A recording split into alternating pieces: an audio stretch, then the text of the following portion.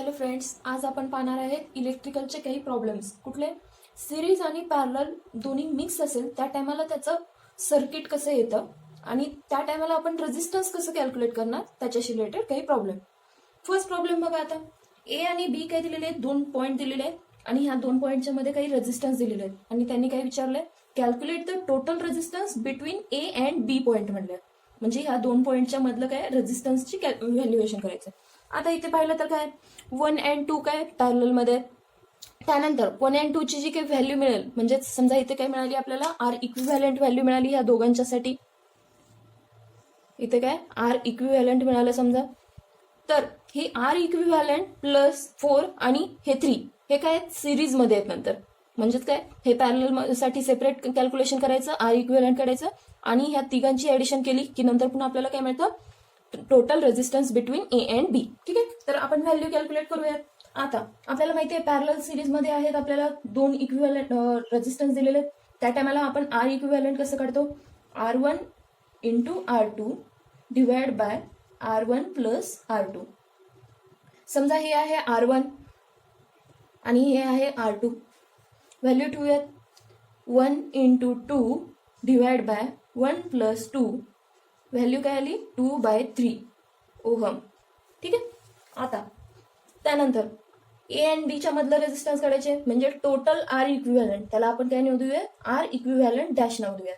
तर R equivalent dash काय येणार? 4 प्लस हे आर इक्विव्हॅलंट प्लस हे 3 इज इक्वल्स टू, इथे लिहूयात आपण इज इक्वल्स टू 4 जशाच तसं आर इक्विव्हॅलंट काढलेली आहे व्हॅल्यू आपण 2/3 प्लस 3. जर ह्या तिघांची ही ऍडिशन केली, 3 डिवायडर मध्ये सगळ्यांना मल्टिप्लाय केलं, 4 ने इथे मल्टिप्लाय केलं, 12 प्लस 2 हे जशाच तसं प्लस 4, 3 इंटू 3 9. तर आन्सर किती येणार आपलं लास्टला? हे 2 प्लस 23 डिवाइड बाय 3. आणि जर ह्याची व्हॅल्यू काढली तर हे किती येणार आहे?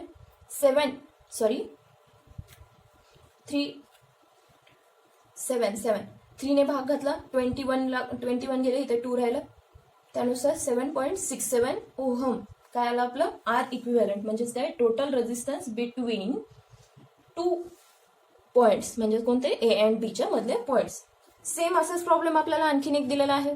या प्रॉब्लेम मध्ये काय दिलेलं आहे बघा. आता हे रेझिस्टन्स दिलेले. यामध्ये आता काय वाटतंय आपल्याला? हे आणि हे सिरीज मध्ये, पण खरं पाहिलं तर काय कोणते सिरीज मध्ये? 5 आणि 15 सिरीज मध्ये. इकडे कसं 20 आणि 5 15 सिरीज मध्ये. ठीक आहे. सिरीज मध्ये असं कसं घेतो ते बघा. आता नोडला कनेक्टेड आपल्याला काय इथे एकाच नोडला कनेक्टेड असलेले किती आहेत? ए नोडला जर कनेक्टेड असलेले बघितलं, ह्या लाईन थ्रू गेलं तर 5 15 आणि नंतर बी ए. समजा ह्याच डायरेक्शनने इकडून गेलं तर किती? 25.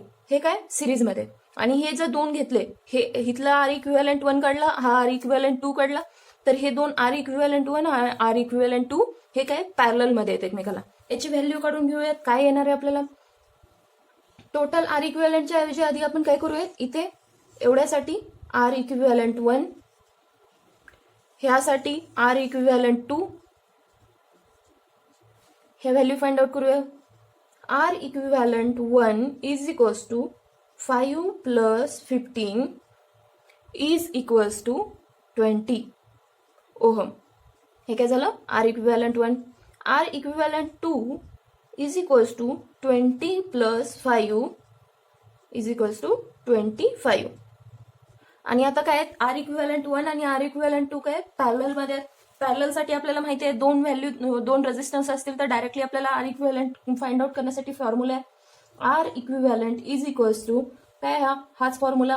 R1 च्या ठिकाणी आपण काय लिहिणार? R equivalent 1 into R equivalent 2 divide by R equivalent 1 plus R equivalent 2. ठीक आहे. तर आता आर इक्विव्हॅलंट 1 ची व्हॅल्यू माहिती आहे आपल्याला 20, आर इक्विव्हॅलंट 2 ची व्हॅल्यू माहिती आहे आपल्याला 25 आणि ह्या दोघांची ऍडिशन 20 प्लस 25. ही व्हॅल्यू काढली, वरचं मल्टिप्लिकेशन जशाच राहू द्या. हे खालचं ऍडिशन केलं 45 आलं. इथे आपण डिवाइड केलं. समजा इथे काय केलं आपण? 5 ने डिवाइड केलं. तर 5 ने डिवाइड केल्यानंतर हे ऍडिशन मध्ये हे 9 आलं, इथे 4 आलं. त्यानंतर आपण काय केलं, इथे समजा आपण याला पॉईंट डबल डिवायडेशन केलं, तर डबल डिवायडेशन केल्यानंतर इथे काय, हे 20 आणि 4 इंटू 25 किती आलं, 100 डिवाइड बाय 9. ठीक आहे. आता जर याला 3 ने भाग घालला किंवा डायरेक्टली 9 ने भाग घेतला, तर 9 इंटू 1, इथे 1 उरलं, इथे 11 पॉईंट, इथे 1 उरलं, म्हणजेच काय, हे 11.11 ओहम असं आन्सर येतं आपलं. काय झालं, हे total R equivalent in point A and B आपल्याला मिळून गेलं. आता नेक्स्ट प्रॉब्लेम बघूयात. हे झाले पहिले 2 प्रॉब्लेम. ओके, हा क्वेश्चन दिलेला आहे, क्वेश्चन नंबर 3. तर याच्यामध्ये पण सेम क्वेश्चन विचारलेला आहे, काय, find the total resistance between A and B म्हणलेलं आहे. आता इथे भरपूर सारे रेजिस्टन्स दिलेले आहेत, त्याला आपण सिम्प्लिफाय फॉर्ममध्ये करून लिहूया. हा आता इथे पाहू शकतात, हे मध्ये 1, 2, 3 हे 3 रेजिस्टन्स काय आहेत, एकमेकाला पॅरललमध्ये. ठीक आहे. ह्या 3 रेजिस्टन्ससाठी एक आपण व्हॅल्यू काढून घेतली, त्या व्हॅल्यूला नाव दिलं R1. नंतर 5 आणि 6 पण पाहिलं तर काय, 5 आणि 6 पण काय पॅरललमध्ये आहेत, ह्याला काय नाव दिलं R2. ठीक आहे. नंतर 4 आणि 4 R1 R2 हे काय आहेत, नंतर सिरीजमध्ये होतात. या तिघांची ऍडिशन केली तर आपल्याला काहीतरी व्हॅल्यू मिळेल. समजा त्याला आपण काय नाव दिलं, आर इक्विव्हॅलंट म्हणलं. ठीक आहे. आणि ते आर इक्विव्हॅलंट, ह्या तिघांच्या ऍडिशनचं आर इक्विव्हॅलंट आणि ही 7ची व्हॅल्यू काय एकमेकाला पॅरललमध्ये. ठीक आहे. तर त्यानुसार आता आपण काय करूयात, व्हॅल्यू फाइंड आउट करूयात. फर्स्ट काढूयात आपण R1.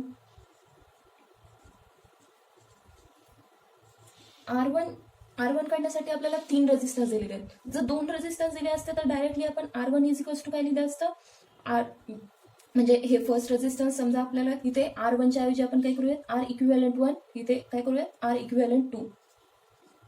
तर R1 जर डायरेक्टली काय दिलं असतं आपल्याला, इथे 2च व्हॅल्यू असते, 1 आणि 2 जर व्हॅल्यू असते तर काय केलं असतं, R1 R2 divide by R1 plus R2 असं काहीतरी केलं असतं आपण.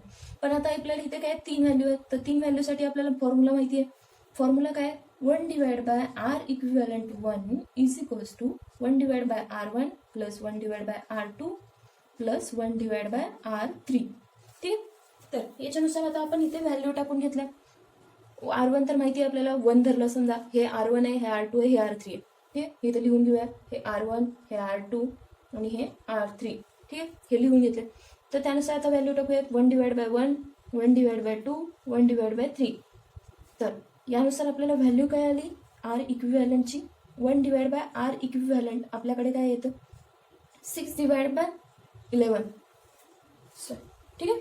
हे काय आलं आपलं इक्विव्हॅलंटवर. पण आपल्याला काय करायचं आहे, ओनली इक्विव्हॅलंट काढायचं आहे. तर यालाच आपण असंही लिहू शकतो, only R equivalent is equals to 1 divide by 9, R equivalent is equals to 6 divide by 11.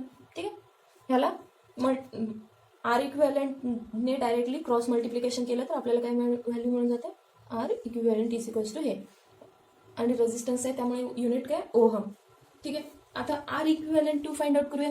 R equivalent 2 आपल्याला इथे 2च रेजिस्टन्स आहेत, 2 रेजिस्टन्ससाठी आपल्याला डायरेक्ट फॉर्म्युला माहिती आहे, एवढं सगळं करण्याची गरज नाही आहे. तिथे फॉर्म्युला ठेवूया, R1 into R2 divide by R1 plus R2. त्यानुसार आपल्याला माहिती आहे 5 इंटू 6 डिवाइड बाय 5 प्लस 6. किती आन्सर आलं हे, 30 डिवाइड बाय 11. त्यानंतर हे आता याच्यासाठी आपल्याला काय करायचंय, टोटल हा पॉईंटसाठी आपण काय करणार, टोटल इक्विव्हॅलंट फाइंड आउट करणार. तर total equivalent is equals to R equivalent. इथे डॅश वगैरे काहीच नाही लिहू, आपण directly R equivalent is equals to लिहू. तर R equivalent is equals to काय येणार, हे 4, त्यानंतर R equivalent plus R equivalent 2. ठीक आहे. तर 4 plus R equivalent 1 plus R equivalent 2, ह्या तिघांची ॲडिशन केली, हे 4 जशाच तसं. आर इक्विव्हॅलंट 1ची माहिती आहे व्हॅल्यू 6 बाय 11, आर इक्विव्हॅलंट 2ची व्हॅल्यू माहिती आहे 30 बाय 11. त्यानुसार याची व्हॅल्यू फाइंड आउट केली तर काय येणार, हे इथे 11 कॉमन काढलं, हे 44 झालं, प्लस 6 प्लस 30 LCM घेतला आपण डायरेक्टली, आणि त्यानुसार इथे ॲडिशन करून व्हॅल्यू काढली तर ही किती आले, 80 बाय 11 ओहम. ठीक आहे. आता हे जे आर इक्विव्हॅलंट काढलेलं आहे आपण, टोटल आर इक्विव्हॅलंट, हा आर इक्विव्हॅलंट आणि हा 7 काय आहेत आपल्याला पॅरललमध्ये. आपल्याला त्यांनी काय विचारलं, इथलाच टोटल नाही विचारलं, हा दोन्ही ए आणि बी मधला टोटल विचारलेला आहे. तर त्या दोन्ही मधला टोटल काढण्यासाठी आपण काय करणार, त्यालाच आपण नाव देऊया आर इक्विव्हॅलंट डॅश. तर ते किती येणार, R equivalent into 7 divide by R equivalent plus 7. ठीक आहे. तर आता ह्याची व्हॅल्यू माहिती आहे आपल्याला किती आहे, 80/11 आणि हे 7 divide by 80 plus 80 divide by 11 plus 7. ठीक आहे. तर यानुसार जर आपण व्हॅल्यू काढली तर इथे 11 इथे एलसीएम घेऊयात, 11 साईडला निघेल. एलसीएम घेतल्यास काय होणार इथे बघा, 80 डिवाइड बाय 11 जशाच तसं हे अपवर्ड साईडचं 11 into 7 divide by 80 plus 77 divide by 11. 11 इथे पण इथे मल्टिप्लिकेशन मध्ये आहे, त्यामुळे डायरेक्टली आपण इथे काय करू शकतो, कॅन्सल करू शकतो. ठीक आहे. 11 कॅन्सल झालं आणि वरच्या साईडचा जर मल्टिप्लिकेशन केलं तर ते किती येणार, 560 डिवाइड बाय हे किती 157. ठीक आहे. आता याचं जर आपल्याला आन्सर फाइंड आउट करायचं झालं तर डायरेक्टली आपण, ज्यांचं मॅथ चांगलं आहे ते डायरेक्टली फाइंड आउट करू शकतात, किंवा हे येणार आहे 3.56 ओहम काहीतरी. हां, पण जर ज्यांचं मॅथ वीक आहे त्यांच्यासाठी ट्रिक म्हणून काय, आता 150 कशाच्या, हे 150चा थर्ड घेतला, समजा हे 150 धरलं 157च्या ऐवजी 150चा थर्ड घेतला, 3ने मल्टिप्लाय केलं तर ते किती येणार आहे 450. आणि जर 150ला जर 4ने मल्टिप्लाय केलं तर ते किती येणार आहे 600. हे 3ने मल्टिप्लाय केल्यास, हे 4ने मल्टिप्लाय केल्यास, म्हणजेच काय आपलं हे 600 पण आन्सर नाही आहे, अपेक्षा छोट्या आहे आणि 450 पेक्षा मोठे आहे. म्हणजे आपला आन्सर काय येणार आहे 3 आणि 4च्या मध्ये कुठेतरी येणार आहे. ऑप्शन बघा, 3 आणि 4च्या मध्ये असलेला ऑप्शन फक्त एक आहे. आपल्या एक्झाममध्ये पण देताना काय, प्रिलिमिनरीच्या एक्झामला पण देताना ते काय करणार, असंच आन्सर, जेणेकरून कॅल्सी अलाव नाहीये, जेणेकरून जस्ट एक स्मॉल ट्रिक्स अप्लाय करून आपण काय करू शकतो, आन्सर काढू शकतो. नियर बाय आन्सर कधीच देणार नाही. जिथे कॅल्सी अलाव आहे हां त्या ठिकाणी आपल्याला काय देतील, नियर बाय आन्सर देतील. पण इथे काय फार दूरचे लॉंग डिस्टन्स असलेले आन्सर दिले, म्हणजेच काय आपला आन्सर येणार इथे 3 आणि 4च्या मधलं 3.56. ठीक आहे. कॅल्सीवरही करून बघू शकता, आन्सर हेच येतं. हे झालं ए आणि बीच्या मधलं डिस्टन्स फाइंड आउट करण्यासाठीचं. आता नेक्स्ट क्वेश्चन बघूया. ठीक आहे. हा क्वेश्चन दिलेला आहे. तर या क्वेश्चनसाठी आता त्यांनी काय विचारलंय आपल्याला, सेम क्वेश्चन विचारलाय, find the total resistance between 2 point म्हणलेला. तर आता रेजिस्टन्स फाइंड आउट करण्यासाठी आपल्याला माहिती आहे पॅरलल कोणती टर्म आहे किंवा सिरीज मधली कोणती टर्म आहे ही फर्स्ट फाइंड आउट करायचं. इथे पहा 2 and 3 हे काय एकमेकाला कनेक्टेड आहेत, म्हणजेच काय सिरीजमध्ये 2 आणि 3 कसे आहेत, हे सिरीजमध्ये. ठीक आहे. हे सिरीज मधले व्हॅल्यू काढून घेतलं.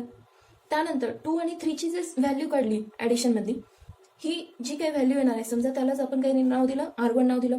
हे R1 आणि हे 5 काय एकमेकाला पॅरलल मध्ये आहेत, म्हणजेच काय हे ए आणि बी ला सेपरेटली कनेक्टेड आहेत, म्हणजेच R1 आणि हे 5 काय आहेत पॅरलल मध्ये. ठीक आहे. ह्याचं पॅरललसाठीचा आपण व्हॅल्यू काढून घेतली. त्यानंतर ह्याची जी टोटल व्हॅल्यू निघालत आहे, ह्या इथल्या तिन्ही रेजिस्टन्ससाठीची आपली काहीतरी आर इक्विव्हॅलंट 1 काहीतरी व्हॅल्यू आली. आर इक्विव्हॅलंट 1 आणि 1.5 हे काय सिरीजमध्ये असणार आहे, म्हणजेच काय हे सेम लाईनने कनेक्टेड.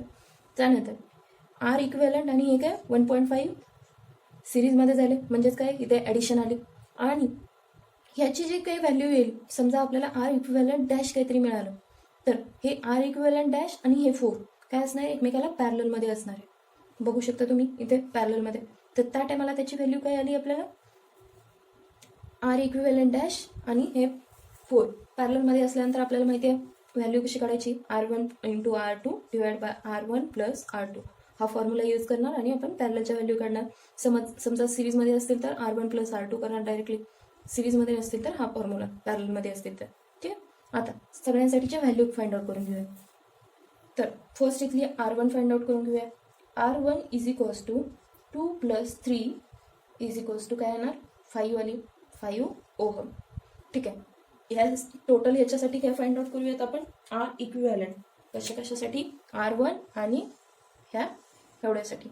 तर ते काय आलं, R equivalent 1 is equals to काय येणार 5 आणि हे R1 माहिती आहे आपल्याला, त्यासाठी आपल्याला फॉर्म्युला काय R1 plus R2 is equal R1 into R2 आणि इथे काय R1 प्लस R2.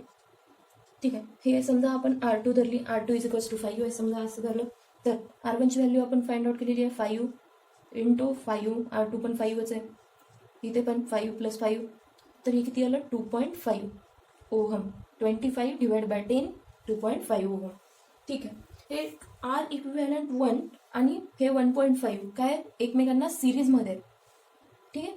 आता समजा इथे काहीतरी आपल्याला काय व्हॅल्यू आली, इथे सिरीज आली, ह्या टोटल ह्याच्यासाठी आपण सिरीज ड्रॉ करतो, तर ही किती व्हॅल्यू आली आपली 2.5 पडली. हे सगळं विसरून जा आणि इथे फक्त काय 2.5 व्हॅल्यू आली आहे. तर हे 2.5 आणि हे 1.5 काय एकमेकांना कनेक्टेड इन सिरीज आहे.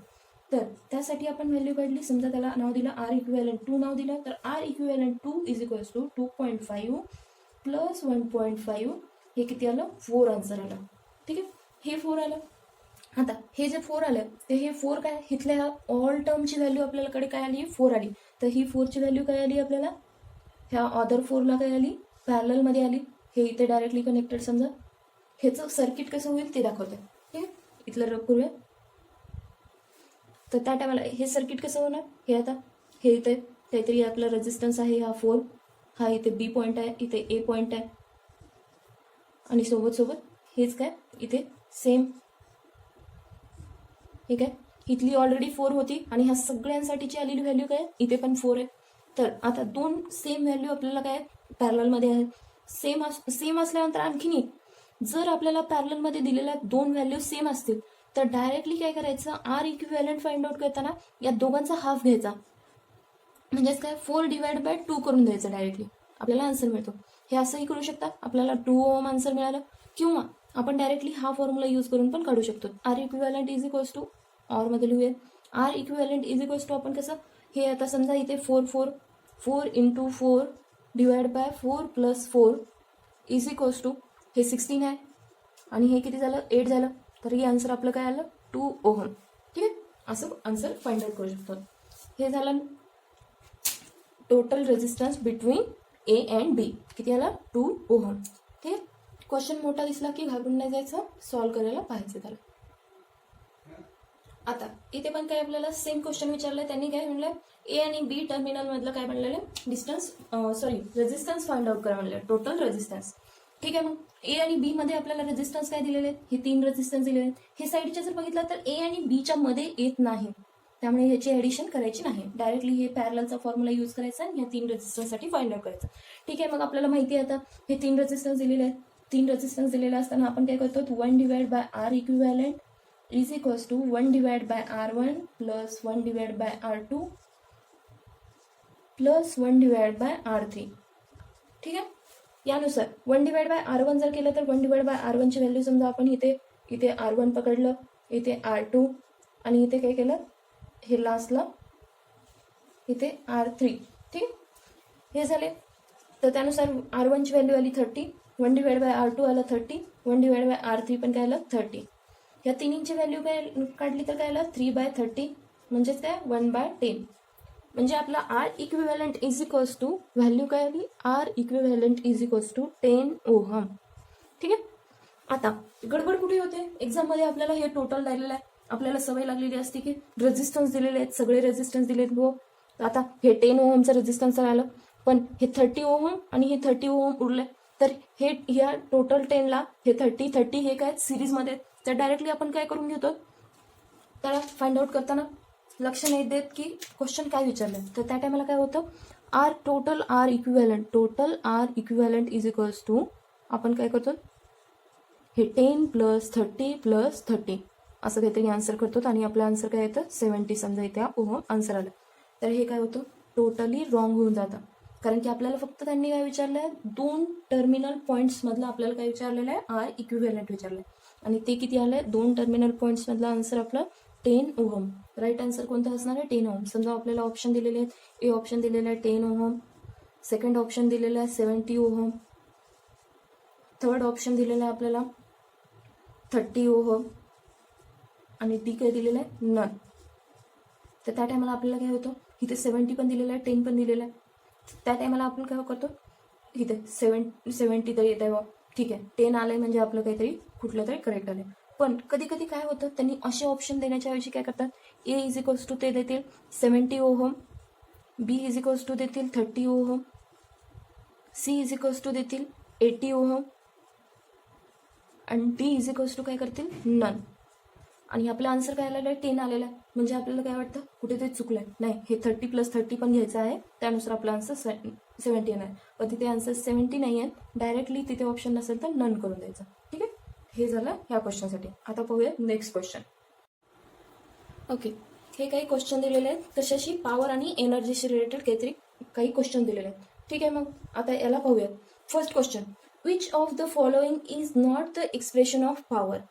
आपल्याला माहिती आहे पॉवरसाठीचा फॉर्म्युला काय येतो, P is equals to V I पण येतो, इज इक्वल्स टू आपल्याला माहिती आहे I² R पण येतो, इज इक्वल्स टू आपण म्हणजे I² R कसं आलं, व्हीला आपण कोणती टर्म म्हणून लिहिली, व्ही इज इक्वल्स टू काय येतं, ओहम्स लॉ जर फाइंड आउट केला तर ओहम्स लॉ काय असतो IR, आणि इथे ऑलरेडी काय आहे म्हणजे काय होणार ते I² R. ठीक आहे, यानुसार आपण हे I² R काढलं.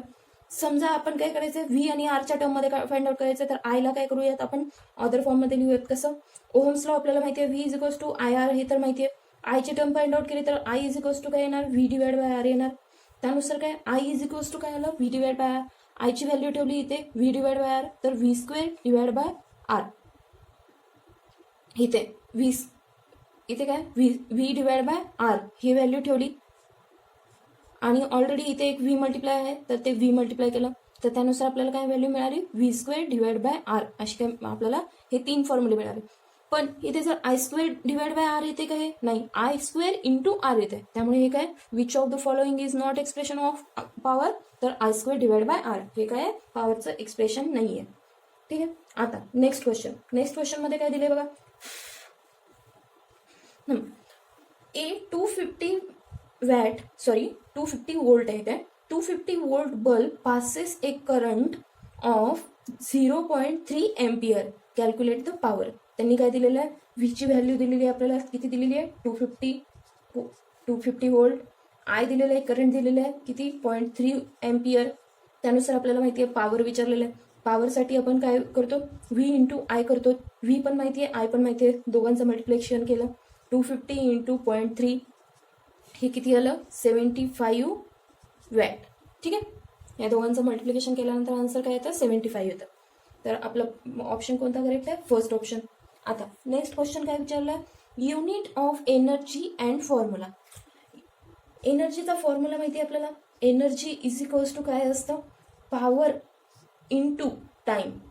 पॉवरला काय टाइमने मल्टिप्लाय केलं की आपल्याला काय मिळून जाते एनर्जी मिळून जाते. तर त्यानुसार आता आपल्याला पॉवरचं युनिट माहिती आहे किलोवॅटमध्ये लिहितो किंवा वॅटमध्ये लिहितो, समजा किलोवॅट. आणि टाइमचं युनिट माहिती आहे आपण आवरमध्ये टाइम लिहितो. इथं जर किलोवॅटमध्ये किलोवॅट घेत असेल तर इथं काय येणार आवर येणार.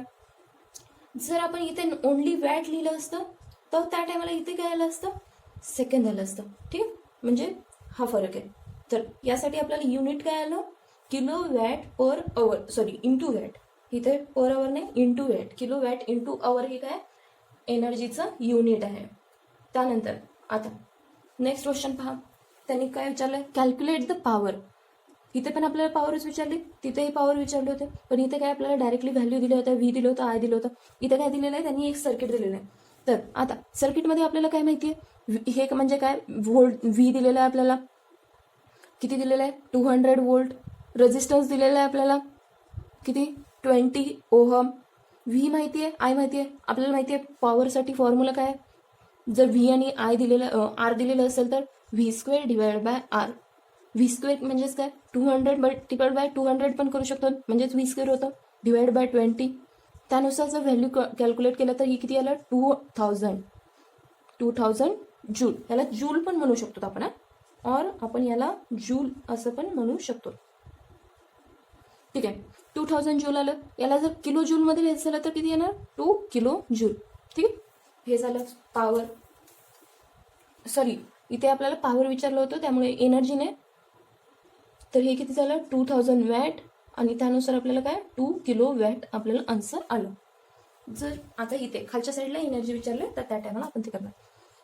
ठीक आहे, a current of 5 ampere flows in a resistance 2 ohm, calculate the energy dissipated in 300 seconds in resistor. ठीक आहे. त्यांनी काय काय दिलेलं आहे आपल्याला, आयची व्हॅल्यू दिलेली आहे, आय किती दिलेलं आहे 5 एम्पियर दिलेलं आहे, रजिस्टर दिलेलं आहे कितीचं दिलेलं आहे 2 ओहमचं दिलेलं आहे, आणि सोबत त्यांनी काय दिलेलं आहे टाईम दिलेला आहे, टाईम किती दिलेला आहे 300 सेकंड. ठीक आहे. तर आपल्याला माहिती आहे आता आपल्याला एनर्जी विचारलेली आहे, त्यांनी कॅल्क्युलेट द एनर्जी डिसिपेटेड म्हणले. तर एनर्जीसाठीचा आपल्याला युनिट माहिती आहे किती आहे, किलोवॅट पर इंटू आवर. आता आपल्याला आवरमध्ये काढायचं आहे, त्यामुळे ह्या 300 सेकंडला आपण काय करणार आवरमध्ये. त्याआधी आपण काय करूया, हे बघा आता और आपल्याला काय माहिती आहे युनिट जूल पण माहिती आहे. ठीक आहे. आपल्याला समजा किलोवॅटमध्ये विचारलं असलं तर किलोवॅट युनिट लिहून द्यायचं किंवा जूल लिहून द्यायचं. ठीक आहे. वॅट पर अवर म्हणजेच आपण काय लिहितो जूल लिहितो, आणि जर इथे किलोवॅट पर अवर दिलं असेल तर त्याला आपण काय लिहिणार किलो जूल. ठीक आहे. हे असं लिहिणार. आता ह्याचा आन्सर फाइंड आउट करूया. एनर्जी इज इक्वल्स टू, आपल्याला माहिती आहे पॉवरसाठी फॉर्म्युला काय माहिती आहे, आय आणि आर दिलेला आहे, तर त्या टायमाला आपल्याला पॉवरसाठीचा फॉर्म्युला माहिती आहे, तो किती आहे आय स्क्वेअर इंटू आर, आणि एनर्जी मधला हा टी, हा झाला पॉवर इंटू टी, म्हणजेच आपल्याला काय मिळणार एनर्जी. आयचा स्क्वेअर म्हणजे 5चा square into resistance 2 into time 300. यांची व्हॅल्यू काढली तर हे किती झालं 15,000 झालं, 15,000 जूल आपल्याला आन्सर आलं. म्हणजेच काय हे 25 हे 5 म्हणजेच काय 50 इंटू 300 15,000 जूल आपल्याला आन्सर आलं. हे जूलमध्ये आपण किलो जूलमध्ये लिहायचं झालं तर काय किलो जूल 15 किलो जूल, हे झालं answer. Energy dissipated in 300 second in register. ठीक आहे. हे काय झाले ईची व्हॅल्यू आपल्याला मिळाली. यानुसार आपण ईच्या व्हॅल्यू वगैरे कॅल्क्युलेट करू शकतो. आणखीन काही प्रॉब्लेम पाहूया आणि त्यानंतर आपण नेक्स्ट टॉपिकला बघूया. ओके. आपल्याला हे 4 क्वेश्चन विचारलेले आहेत आता. तर या 4 क्वेश्चनमध्ये बघा त्यांनी काय विचारलेलं आहे, पॉवरच विचारलेली, पण आता रेजिस्टन्स काय दिलेले आहेत 2 दिलेले आहेत. 2 देऊ अथवा 3 देऊ तर त्या टायमाला आपण कसं कॅल्क्युलेट करणार ते बघ. तर स्टार्टिंगला ज्या टायमाला आपल्याला एकच रेजिस्टन्स दिला होता त्या टायमाला आपण काय घेतलं डायरेक्टली ही आरची व्हॅल्यू म्हणून घेतली, ही व्हीची व्हॅल्यू म्हणून घेतली, पॉवरच्या फॉर्म्युल्यामध्ये ठेवून दिलं. पण आता इथे 2 रेजिस्टन्स दिलेले आहेत, त्या टायमाला काय करायचं सिरीजमध्ये असतील तर त्या सिरीजमधल्या रेजिस्टन्सचा इक्विव्हॅलंट फाइंड आउट करायचा. जर समजा ते पॅरललमध्ये असतील तर त्या पॅरललमधल्या रेजिस्टन्सचा इक्विव्हॅलंट फाइंड आउट करायचा, आणि तो इक्विव्हॅलंट म्हणजेच काय असणार आहे आपला आर असणार आहे.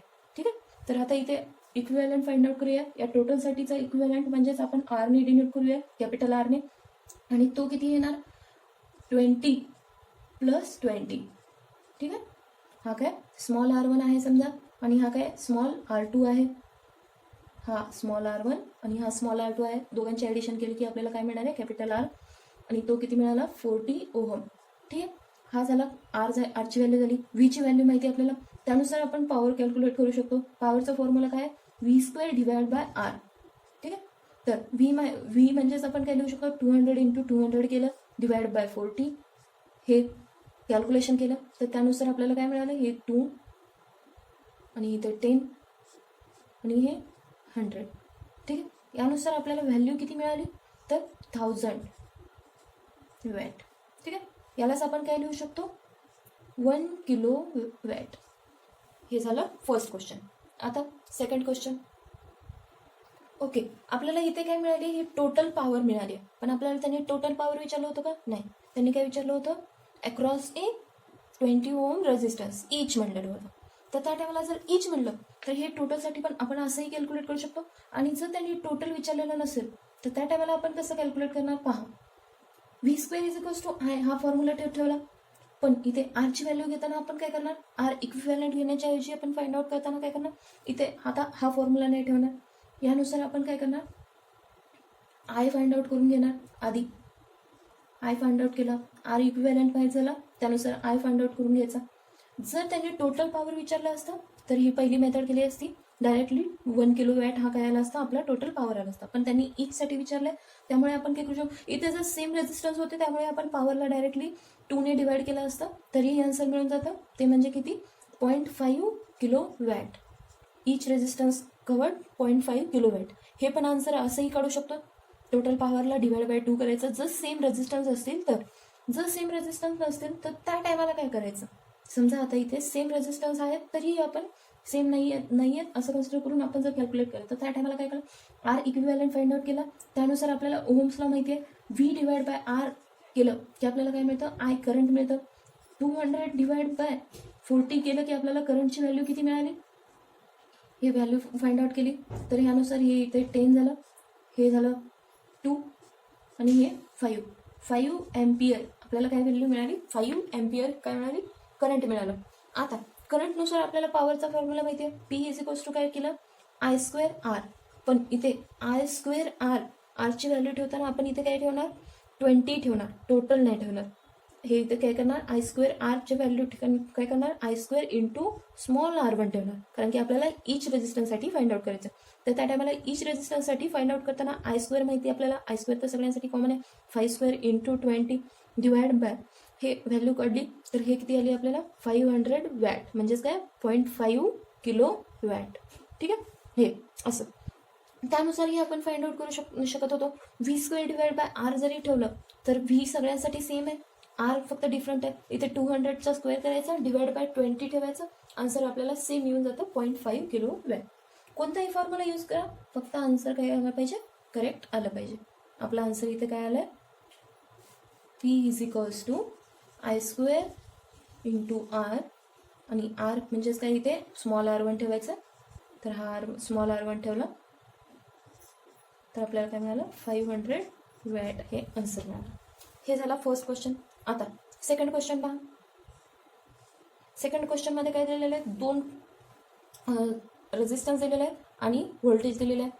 तर त्यानुसार आता त्यांनी काय विचारले, पॉवर अक्रॉस ईच रेजिस्टन्स म्हणले. सेम क्वेश्चन विचारला, सेम प्रोसेस जशी वरी केली तशीच आपण खालीही करून घेऊया.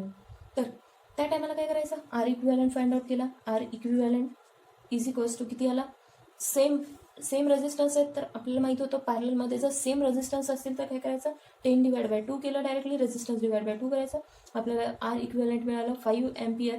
ठीक आहे, आता त्यानुसार आय फाइंड आउट करून घेतला. आय इज इक्वल्स टू काय, व्होल्टेज म्हणजेच काय, व्होल्ट डिवाइड बाय काय करायचं, रेजिस्टन्स केला, 100 डिवाइड बाय 10 केलं, तर त्यानुसार आपल्याला काय 10 एम्पियर काय मिळालं, करंट मिळालं. आणि आता पॉवर कॅल्क्युलेट करायची. पॉवर इज इक्वल्स टू काय केलं, आय स्क्वेअर इंटू R1च्या ठिकाणी फाइंड आउट करायचं तर R1 करायचं, R2च्या ठिकाणी फाइंड आउट करायचं तर R2 करायचं. जर समजा इथे आपल्याला रेजिस्टन्स सेम दिले नसते, इथे 10 दिलेलं आहे, इथे 20 दिलेलं आहे, तरी आपण काय करायचं, एकदा R1ने मल्टिप्लाय केलं की आपल्याला इथे काय मिळाली, समजा हे आपली R1ची व्हॅल्यू आहे, इथे हे R2 आहे, तर हे काय मिळालं आपल्याला, हे P1 मिळालं आणि हे P2 इज इक्वल्स टू काय, आय स्क्वेअर इंटू R2. आता दोघांच्याही व्हॅल्यू सेम मिळणार आहेत कारण की रेजिस्टन्स काय आहेत आपले सेम आहे. तर ह्या रेजिस्टन्स सेमसाठी आपण व्हॅल्यू फाइंड आउट करून घेऊया directly. P is equals to I square माहिती आहे, 10चा स्क्वेअर इंटू आर आपल्याला माहिती आहे, तर हे किती मिळालं, 1000 वॅट. आणि त्यानुसार आपल्याला आन्सर काय आलं, 1 किलो वॅट. इच रेजिस्टन्स शेअर 1 किलो वॅट. जर टोटल फाइंड आउट केलं तर टोटल काय येणार, दोघांची ॲडिशन, किंवा डायरेक्टली आपल्याला फॉर्म्युला माहिती आहे व्ही स्क्वेअर आणि ह्या दोघांचा इक्विव्हॅलंट जो काही आलेला आहे त्यानुसार टोटल फाइंड आउट करायचे. म्हणजे टोटल जरी विचारलं तर टोटल किती येणार, इथेच बघा, ह्या एक्झाम्पलसाठी घेतो. Total power is equals to V माहिती आहे आपल्याला, V square divide by R, आणि इथे आर काय घेणार, इक्विव्हॅलंट. व्ही स्क्वेअर माहिती आहे आपल्याला, 100चा स्क्वेअर डिवाइड बाय 100चा स्क्वेअर लिहिण्याच्या ऐवजी आपण काय करू, 100 इंटू 100 केलं, आणि आर इक्विव्हॅलंट काय 5 आलेलं आहे आपल्याकडे, 5, तर 5ने इथे डिवाइड केलं, कॅल्क्युलेशन झालं हे, तर हे किती आलं, 2000 वॅट, म्हणजेच काय 2 किलो वॅट. हे काय झाली पॉवर, टोटल पॉवर. पण त्यांनी इच रेजिस्टन्ससाठी विचारले म्हणून आपली इच रेजिस्टन्ससाठी आपण फाइंड आउट केली. त्यानंतर आता नेक्स्ट क्वेश्चन काय विचारला, calculate the work done in register of 20 ohm carrying 5 ampere current in 3 hours. त्यांनी काय विचारले, वर्क डन विचारले. वर्क डन कसं कॅल्क्युलेट करतो, वर्क डन एनर्जी म्हणजेच काय सेम. वर्क डनसाठीचं युनिट काय, किलो जूल और जूल. एनर्जी आणि वर्क डन म्हणजेच काय सेम असतं. ठीक आहे, आता आपण फाइंड आउट करूया. आपल्याला माहिती आहे एनर्जीचा आपण आधीच्या क्वेश्चनमध्ये फॉर्म्युला बघितला होता. एनर्जी इज इक्वल्स टू काय, तर पॉवर इंटू टाईम. ठीक आहे, पॉवर कॅल्क्युलेट करण्यासाठी आता आपल्याला इथे त्यांनी काय दिलेलं आहे, रेजिस्टन्स माहिती आहे, करंट माहिती आहे. रेजिस्टन्स आणि करंट दिलेलं असताना आपल्याला फॉर्म्युला माहिती आहे, आय स्क्वेअर इंटू आर करायचा इंटू टी. आयची व्हॅल्यू ठेवली 5चा स्क्वेअर इंटू आर ठेवलं 20 इंटू रेजिस्टन्स 3 मध्ये ठेवलं. ठीक आहे, तर त्यानुसार आता हे 25 इंटू 20 इंटू 3, तर हे काय आली 1000 आली आणि हे 3000 व्हॅल्यू आली. 3000 वॅट पर आवर आलं आपलं हे वॅट पर आवर. जर आपण ह्यालाच किलो वॅटमध्ये जर लिहिलं तर काय ना 3 किलो वॅट पर आवर. और काय म्हणू शकतो आपण ह्यालाच 3 किलो जूल सुद्धा म्हणू शकतो. 3 किलो जूल. हे काय झाले आपलं वर्क डन मिळालं. नेक्स्ट आता SI युनिट ऑफ पॉवर म्हणलेलं आहे. SI unit of power is. SI unit of power किती असतं आपल्याला माहिती आहे वॅट पर सेकंड. हे काय झालं SI युनिट ऑफ पॉवर.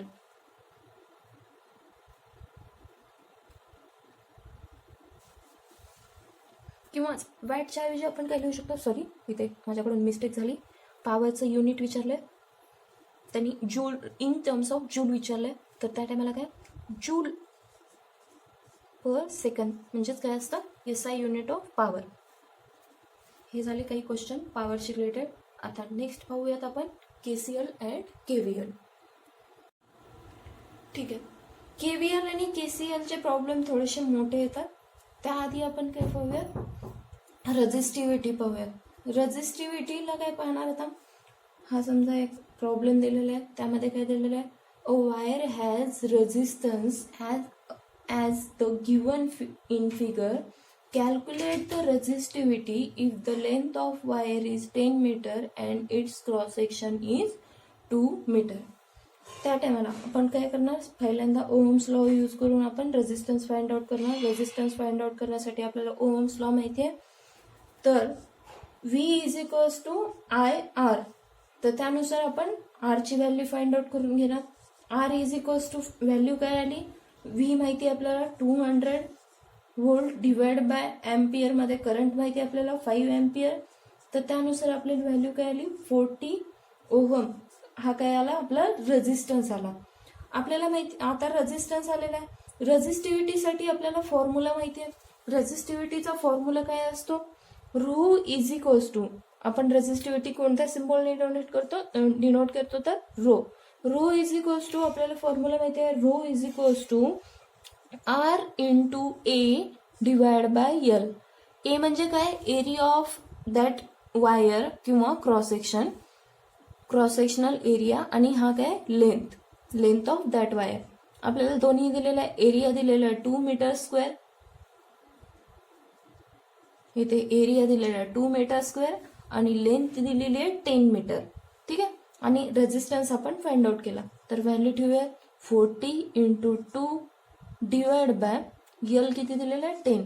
तर त्यानुसार आपल्याला व्हॅल्यू काय मिळाली रेझिस्टिव्हिटीची 8 मिळाली. आता याचं युनिट काय, तर इथे बघा इथे रेझिस्टन्सचं युनिट काय आहे ओहम आहे, एरियाचं युनिट काय मीटर स्क्वेअर, आणि लेंथ काय मीटरमध्ये. 1 मीटर कटलं हे म्हटलं, तर रेझिस्टिव्हिटीचं युनिट काय राहिलं ओहम मीटर. ठीक आहे, हे झालं रेझिस्टिव्हिटीचं युनिट. हे झाले रेझिस्टिव्हिटीशी रिलेटेड प्रॉब्लेम. नेक्स्ट लेक्चरमध्ये पाहूयात आपण KVL अँड KCLशी रिलेटेड प्रॉब्लेम आणि त्याशी रिलेटेड काही थोडी बहुत थेअरी. ठीक, आजचं लेक्चर आपण इथे स्टॉप करतोय. तुम्हाला जर लेक्चर आवडलं असेल तर लाईक, शेअर अँड सबस्क्राईब करायला विसरू नका. थँक्यू.